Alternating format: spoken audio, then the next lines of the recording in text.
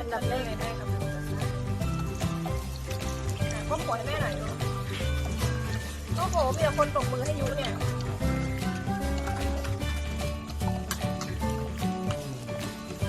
ซื้อตั๋วด้านหน้าก็นั่งขอบเวทีเลยครับท่านผู้ชม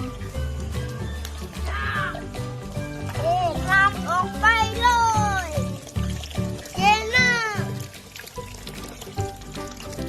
ลูกก็แม่ดีก็ต้องให้ลูกมาตบมือยุ่งหน่อยครับตบมือยุ่งหน่อยครับท่านผู้ชมนักแสดงต้องการกำลังใจนะครับเสียงตบมือคือกำลังใจนะครับเดี๋ยวเราจะเททิ้งนะครับคุณยุครับตบมือได้ครับเป็นระยะนะครับท่านผู้ชม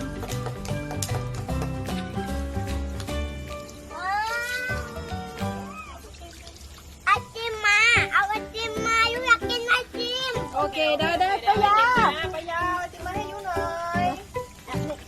โอเค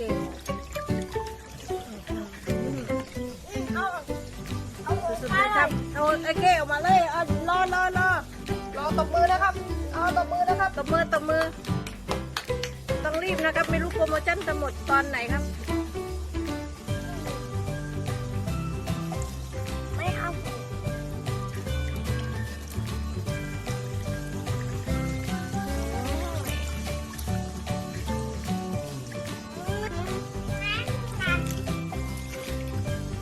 ปายาไปเตรียมเสื้อผ้าเลยครับ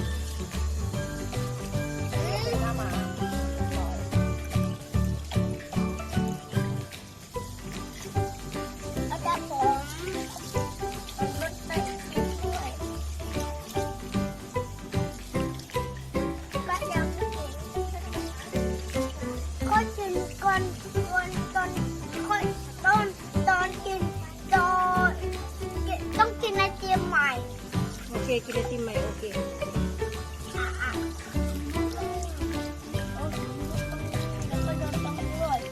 เราต้องรีบจัดการมันออกไปตรงนี้ด้วย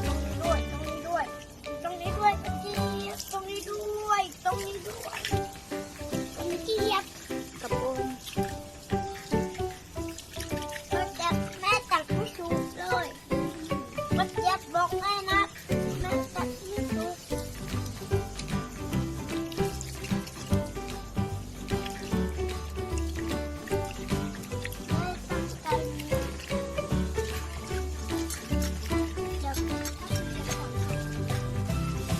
นั่งลงสิยุนั่งอยู่มันง่ายกว่าลูก